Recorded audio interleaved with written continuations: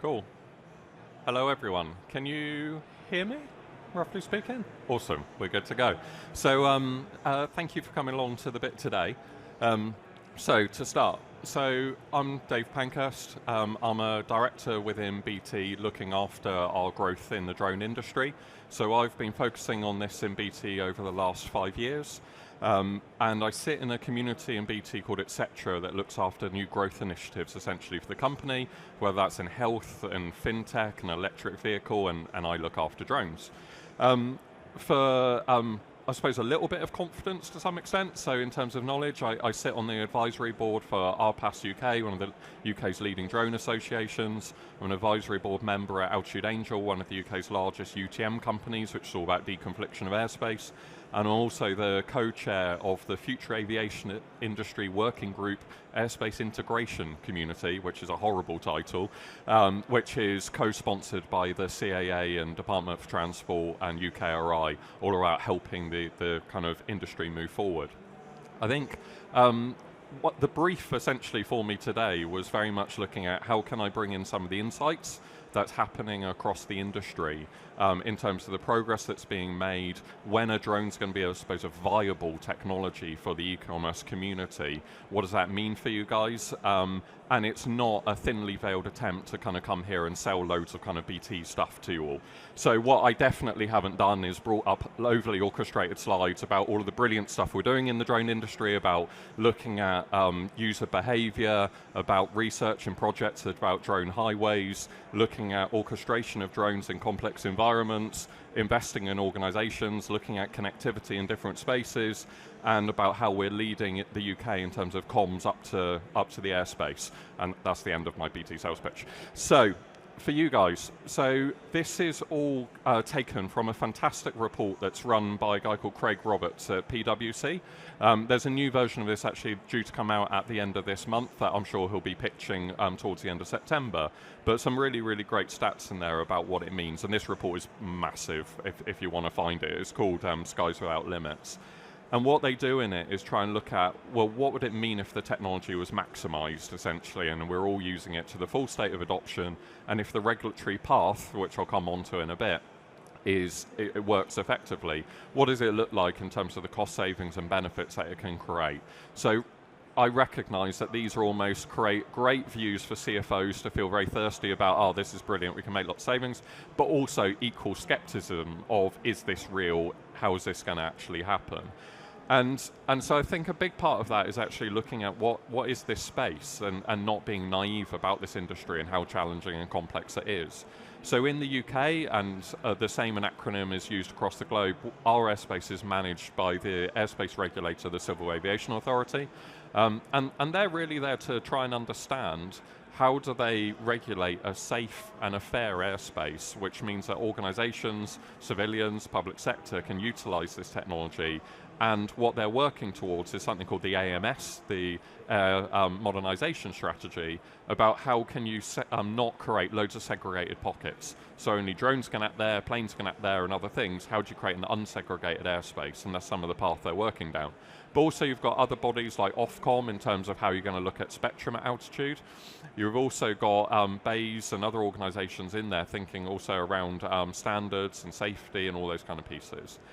As you go through, you've got the drone operators themselves. How are they going to be thinking about things that are called OSCs, operational safety cases, and making sure when they operate on the behalf of a company that they're doing it safely and appropriately?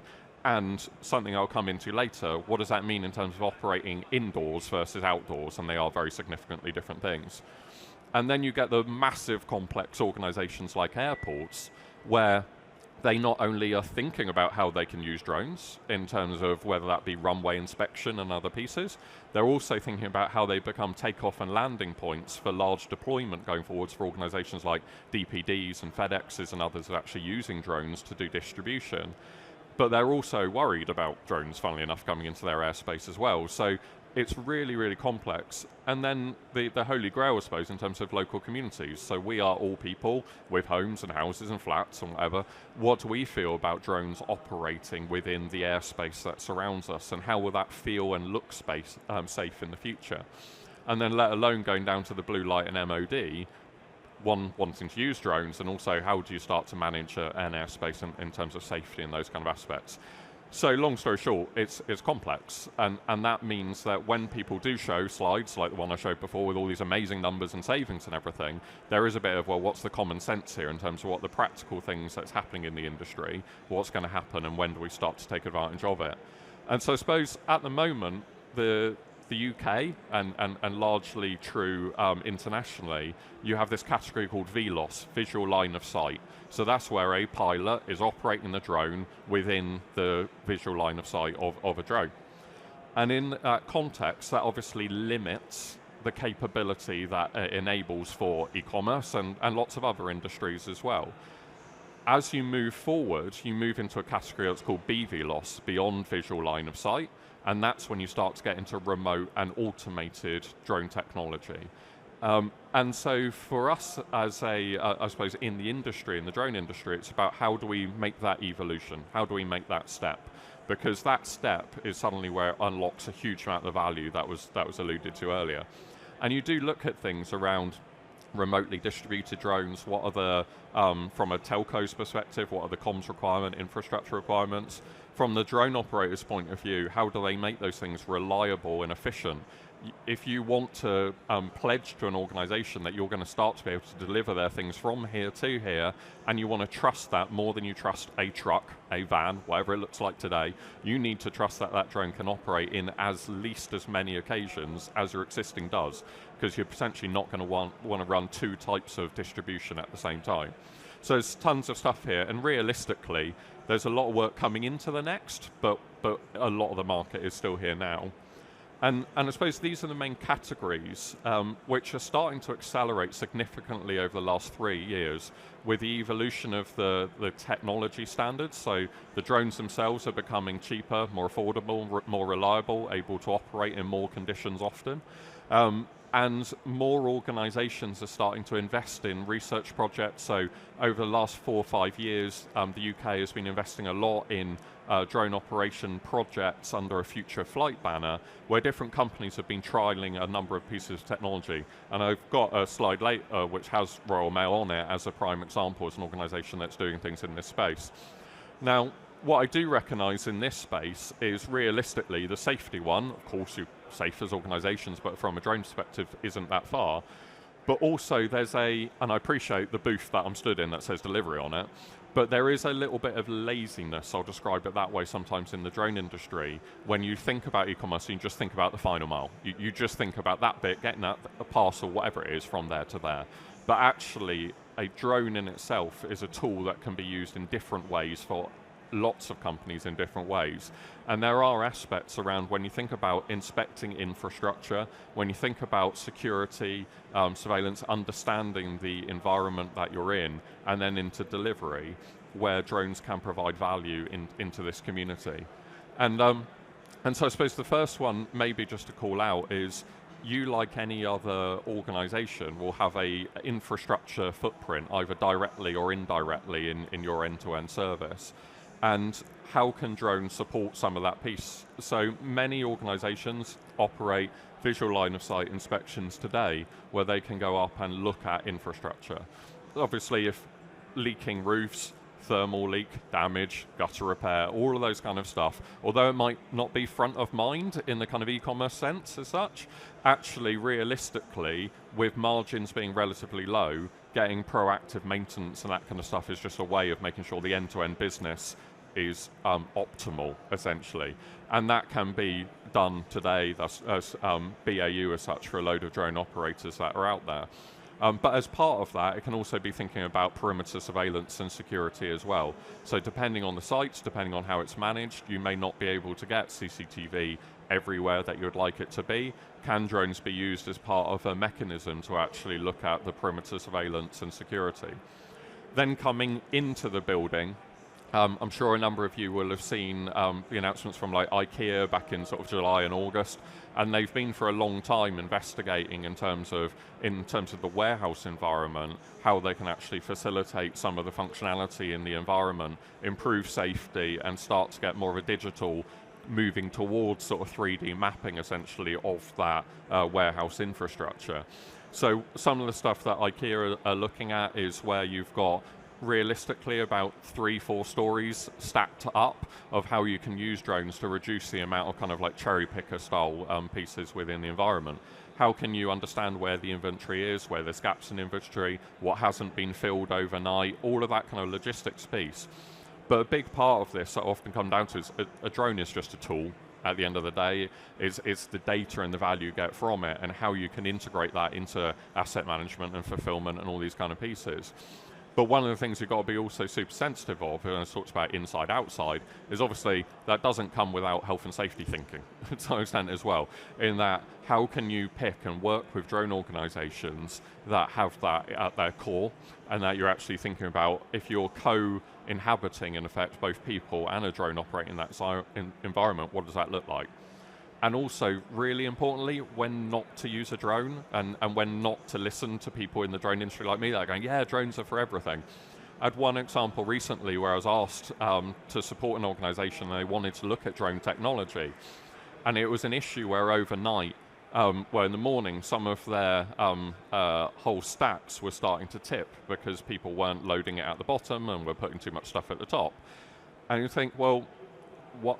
A drone's not necessarily, like, you've got pressure pads, you've got other things that can sort of support with that activity versus creating the complexity of bringing drones if that's the only reason for it to be there and stuff. I mean, there's lots of use cases, especially if you've got complex environments, not large warehouses, but where there's doors and other things going on, where actually sometimes a drone isn't the answer to the question. So please don't just take it for granted that because everything has to be a drone. It doesn't. Then I suppose the thing that I wanted to reference was then going into the delivery bit. So if I talk internationally first off and then come into the UK. So internationally, there are countries in Africa, Singapore, some really interesting stuff happening in Canada and other regions where drones are starting to be used for delivery. Some of the actual really awesome stuff is in Australia, and I think the most ridiculous statistic where the most delivered item is a roast chicken or something ridiculous along those lines. But those regions are either further developed in their regulatory footprint or their location and the complexity of their airspace is significantly easier than the UK.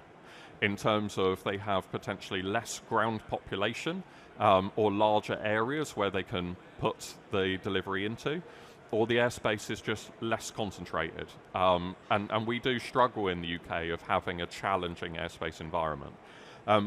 You also have the complexity of how you're going to make sure that you don't, if you've got 3 organizations doing delivery in an environment, how do you deconflict that airspace and what does that look like? And going back to the CAA point around that segregated airspace, how do you look at technology to make sure that that can happen? And what you often find where you read press releases and you see amazing things that companies are doing, it's either done in regions. So if I look at some of the awesome stuff that Royal Mail are doing up in Scotland, Amazon have been doing over in America and recently come back again to the UK, and Zipline, who've come to the UK and doing loads of stuff in Africa, they are often the only organisation operating in an environment at that time and under different sort of trial licenses and these kind of pieces, and or they're operating in environments where there's no one really around, essentially, and the risk is super low. So the Civil Aviation Authority has granted them the right to do things in those environments because they know the risk is pretty low. The skill and the progress that is going to be happening over the next 2 years is bringing those things into more urban environments or sub-urban environments. And that's a blend of some of sort of what I was saying in terms of the deconfliction services and these kind of things, and also the regulator being comfortable and happy, and that there's more maturity within the OEM stack of what they're doing and how they're doing it. And you have got some really fantastic examples. So I don't know if anyone's aware of Manor and what they're doing over in Ireland. It's worth having a look at. So, run by a guy called Bobby. Their car park is at McDonald's, so they are a very, very customer-facing organisation. And they are now up to, they're deploying, I think it's about 150,000 homes. Unfortunately, I didn't think really to zoom this in as much as I could. Every single spoke on that is a delivery that they've done in that region, and they are literally delivering goods to people's homes with drones today in rain, in wind. Their drones are awesome, and it is literally happening. and they've got their top 10 list. I think the top one is coffee, randomly, in terms of what they're actually delivering. I think alcohol was higher, and then it sounds like they've had to take that off the list, but it's coffee at the top. It's mainly a lot of actual perishable things. And what's really critical for them is moving towards a model where it's a kind of like one operator to many drones. And that's when the cost to serve starts to come down, because obviously what an organisation can't have is an item that costs £10 to the consumer and have a £15 delivery cost from the delivery agent, because obviously it ruins the economics from start to finish. But they're getting down now to the cost of about like less, I think it's about €1 per delivery, which actually on a lot of items is acceptable by the end customer and the end-to-end chain. So there's some great examples of where organisations are doing stuff in this space, and if you look at what they're doing, again, what Royal Mail's doing and Zipline doing, and start to get your eye in terms of what the art is of the possible, and start to speak to some of these specialists in these environments to go, well, how have you made this work, and is it viable for us as an organisation? And I think if I go back to the point around whether it is about using drones for infrastructure as such, or whether it's about starting to look in the warehouse or start to look outside of it, I think it's an opportunity to kind of get ahead, really, as an organisation. 5 years ago, I hope what I would have said to you is, don't bother yet. Kind of thing, don't start looking. Genuinely, now is the time to start looking, whether it's within the UK or internationally, because there is so much activity going on in this space. The regulator is growing their resource base. They've signed up to their AMS strategy. The DFT is funding it. There is things that are happening, and companies are investing. So it's a great time to learn and really move on to, I suppose, this thing in terms of like how will you stand out in this space? Like, how can you utilize this to create a USP for your organization versus your competitors? How can it support you in terms of the margins, the customers that you're going after, evolving in this technology, and seeing what it can do for your business? And I think that was me. So yeah, happy to take any questions. Cool, ace. I think there might be a roaming mic on its way. I also think that QR link might have broke this morning. Just to let you know. Cool. You mentioned about the importance... Sorry, bear me a sec. Oh, try again? Yeah, okay. You mentioned earlier about the importance of the data coming back from drones. Are you involved in kind of how that data is used and how it's collected? Because I imagine there's a huge variety of data that can be used in different ways. So how is that being managed? Yeah, so in terms of like the data management, it's the challenge that you often have. So if I use one example that's not strictly in the kind of e-commerce sense, but I'll use it to prove a point. We're working with a network rail organisation, not network rail, but a rail organisation. And they, some of their ethos of the business case was around, it'll be amazing because we can use drones, it will be safer because we don't have to have people walking up and down the track, and we'll gather all of this data, and it'll be brilliant because safety, data, fantastic, but also it will drive a cost saving in our organisation as well. Then they got all the data and went, that's a lot of data, and now we need lots of people to look at the data, to validate it, to understand what's relevant, what's useful, and you haven't saved any money, kind of thing, because all you've done is you've just distributed the resource base. And that's not necessarily a bad thing, but it's going into that up front and recognizing that it is a problem, essentially, because suddenly, especially on the data ingestion, the visual data side, you're suddenly capturing so much more than you potentially were before on that side. So there are, in terms of the different spaces, so from an infrastructure inspection bit, is really about making sure that it's secure, and there's different, like we work with about 3 different organizations who are specialists in different spaces there. And what's really fascinating is starting to see where kind of generative AI is starting to come in to almost help with the analysis of that information as well. So you can go, if I know you want to do this because you want to know if there's rust in a space, as an example, then actually can I prompt the platform to say, please pull me out all of the images that you perceive to be rust, so that when you provide the data to someone, they can go, okay, we'll show you these 7 first. If you want to look at the rest, crack on, kind of piece. So there's things there. When you start to get into the complexity of an operational environment in terms of asset management and fulfillment and that kind of stuff, there is no 2 bones about it. It has to be integrated into it properly. You cannot end up with a system over here that's bringing all this information and then someone trying to manually understand what that means and then telling someone over here what to do.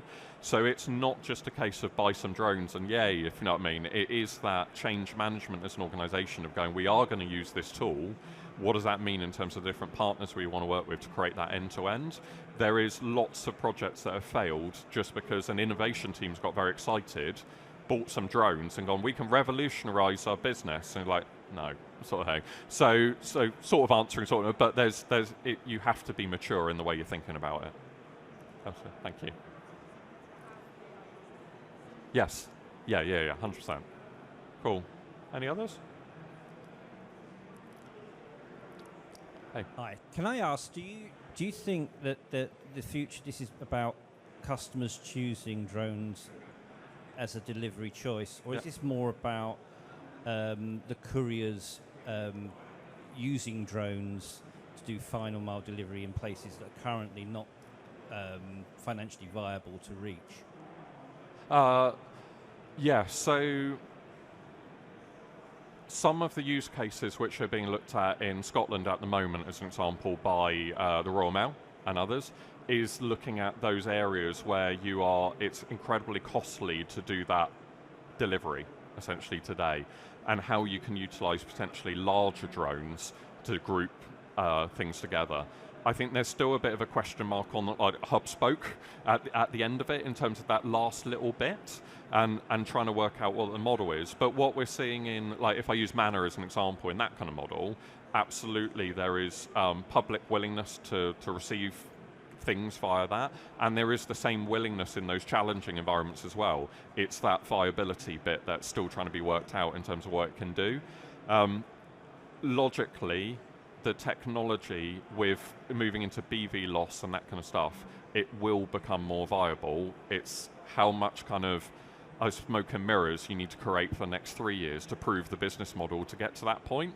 So I think what we'll generally see is the illusion of remote and automated flight in those kind of categories, where you've got the drone doing it, but you've got people literally looking up at the sky, acting as a safety mitigation, prove the viability. Then once the safety gets approved by the CAA, the people will come away, and then the viability financially will come through. It's that sort of path where there will be smoke and mirrors over the next 3 years, and that's why I say when I look at the press releases, I'm like, that's awesome, but there's stuff happening. So it's just being comfortable that that's what's going to have to happen. Awesome. Cool. Awesome. Oh, cool. Hey. Oh, the mic's on its way. May I ask why the BT Group set up the drone department? What think about the future the BT Group will use? Yeah. So thanks for offering me the opportunity to talk about it. So I convinced them, which is awesome. Our customers are using drones.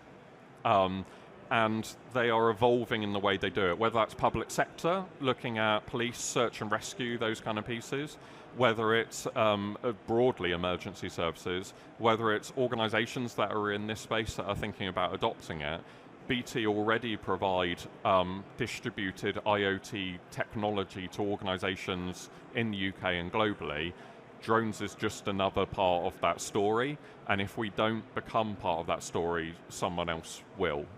But I think where it's really great for a company of the scale of BT to be involved in this is we do have a blend of understanding of infrastructure at scale, which needs this kind of stuff. We understand safety. We've got field engineering teams. We kind of, again, have that maturity of knowing you can't just throw something at it. It's that end-to-end solution. But it's part of just a genuine recognition that we could not be involved, but in 10 years' time, we'll look back at it as an industry that we should have been, and we've got core capability that can support it. It freaks out some people in the business sometimes because it's like, it feels super different, but actually, I've got a mobile phone in my pocket that needs safety, comms, and this and that and the other. It's just a bit up there, really, is the way I look at it. Cool, thank you. Brill. I think we're done. Brilliant, thank you everyone. Thank you very much. Cheers.